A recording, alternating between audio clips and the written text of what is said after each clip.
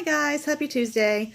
Today I wanted to take a little time to kind of give you a little backstory and kind of go over the kind of breast cancer I have because there are a lot of different types of breast cancer. Um, Before I was diagnosed, I had no idea there were so many types of breast cancer. Cancer has affected me a lot of my life. The funny thing is, my astrological sign is Cancer. So I grew up my entire life fearing cancer, like literally fearing cancer, thinking, oh my God, one day I'll have cancer.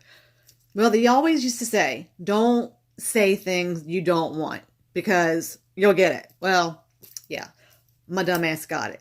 I'm not saying that's what's going to happen, but a lot of times people tell you that. And in this case, it did happen to me. Um, all my life, I had this identity crisis kind of thing happening because I was adopted at 5 months old.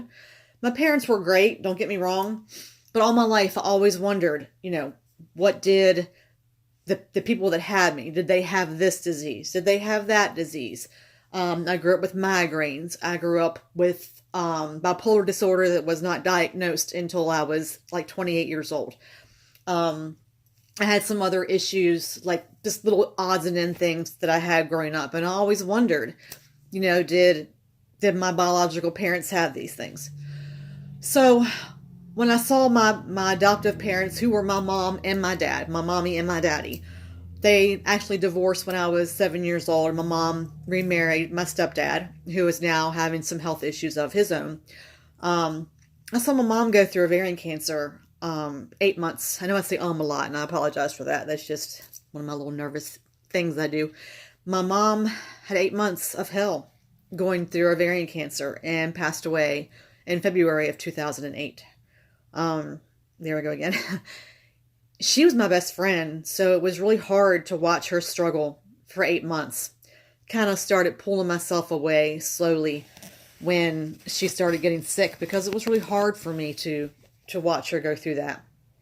My dad, he had lung cancer in 1993. He called me on Friday, December 13th was the day I was adopted. So on December 13th, he calls me and says, guess what? I have lung cancer, but don't drive to Maryland, because at the time I lived in Virginia and he lived in Maryland. He said, don't drive up here. I'm having part of my lung taken out. No big deal. I'll be fine. I was like, okay, Dad, if that's what you want, I'll stay here. I had just had my first son, who's now 25 years old.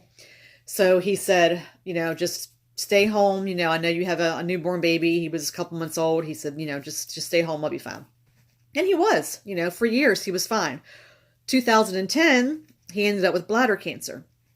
And once again, he called and said, don't come down. They're going to take part of the bladder out. I'll be fine. And once again, he was. 2012, I get a phone call. Honey, it's Daddy. The bladder cancer's returned. It's now in my lungs, which that's what happens. Bladder cancer and other kind of cancers can actually travel to different parts of your body, but it still is that type of cancer. So his bladder cancer went into his lungs. So it wasn't lung cancer back. It was actually bladder cancer that went into his lungs. So he announced, honey, I'm coming to live with you, so you need to come get me. I was like, whoa, wait a minute. You're gonna come live with me. Yeah, I don't know about that, Dad. We just bought our house. I don't know whether or not coming to live with us in a different state all of a sudden is just going to be a miracle thing that you're going to do. Well, we did it because he was my dad and he had no one else. Literally, he never remarried. Didn't have really anyone. He had a few people that he knew that kind of watched him and kind of not watched him like a child, but I mean, he was in AA for 39 years. So as a recovering alcoholic, he had his friends that would take him to AA meetings and did things with him. So he had those people in his life. But other than that, he really didn't have anyone. So I was the next logical choice of where he was going to go. So we took him in, and it was hard. It was hard as hell. Believe me, it was hard. So I saw another member of my family struggling with cancer. But my dad was a little different. My dad ended up showing me how to survive, how to fight, how to be a totally different person with cancer. So I think God gave me that time with him to show me that yeah, you might have cancer, but you're also a person that is here to live another day, here to fight another day. And you're not gonna let it take you down. So that's the way my dad was. My dad was a person that might have been a pain in the butt a lot, might have been hard to live with, but he was my daddy, and I was always his little girl. And he changed our life. He come into our life and or came into our life, and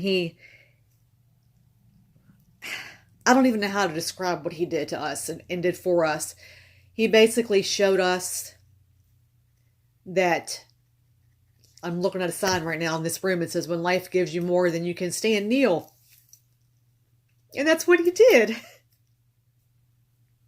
That's what he did every day. I swear I'm going to do this. Every day he would get up out of bed. And he would get on his knees and he would pray every single day. And he always told everybody that. At every AA meeting he went to, he would say, I got on my knees this morning and I thanked God. I thanked God for another day.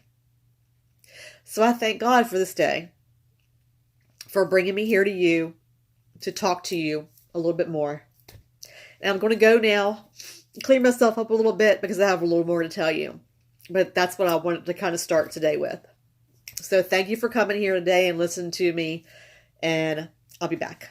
Thanks.